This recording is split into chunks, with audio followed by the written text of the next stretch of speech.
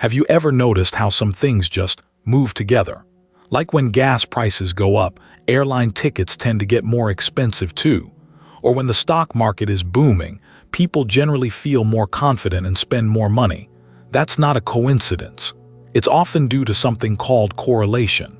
And understanding correlation is absolutely vital, especially if you're thinking about investing.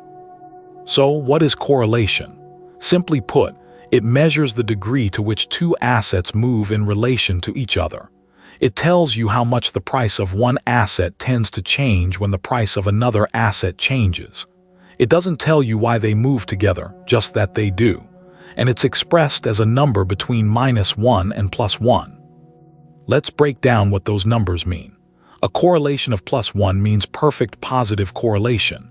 This means the two assets move in the same direction at the same time perfectly.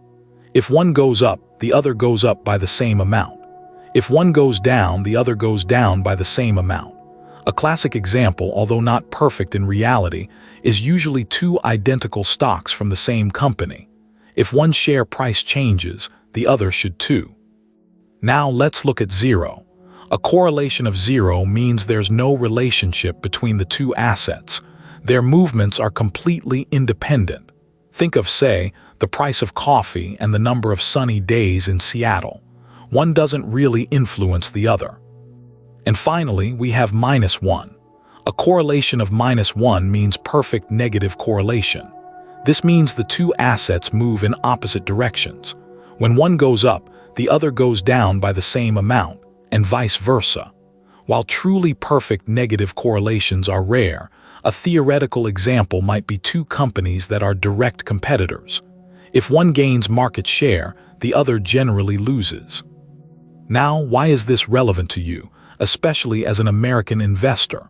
Well, understanding correlation helps you build a more diversified portfolio. Diversification is a key strategy for managing risk.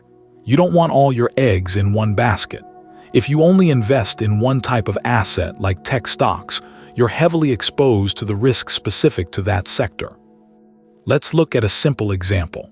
Imagine you own stock in Ford and General Motors. These are both auto manufacturers, so they tend to move in the same direction. Their correlation is likely to be positive and relatively high, probably somewhere between 0.6 and 0.9. If the auto industry is doing well, both stocks will likely go up. If there's a downturn, both will likely fall. Now let's add another asset, let's say gold. Gold often acts as a safe haven asset.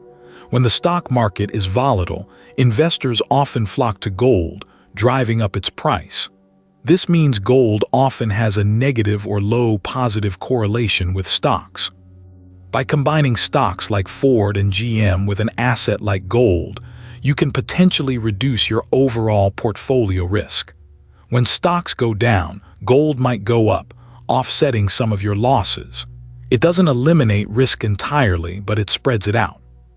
Let's look at another example relevant to the US market.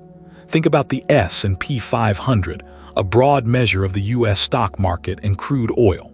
Generally, these have a moderate positive correlation, usually somewhere around 0.5 to 0.7. Economic growth fuels demand for both stocks and oil. So when the economy is strong, both tend to rise. However, that correlation isn't always constant. It can change based on specific events like geopolitical tensions or supply disruptions. It's important to remember that correlation isn't causation. Just because two assets move together doesn't mean one is causing the other to move. There could be a third, underlying factor influencing both. For example, interest rates can affect both stock prices and bond yields. Also, historical correlation isn't a guarantee of future correlation. Correlations can change over time, especially during periods of economic or market stress. What worked in the past might not work in the future. Regularly reviewing the correlations in your portfolio is crucial. You can find correlation data from various financial websites and data providers. Many brokerages also provide correlation tools for their customers.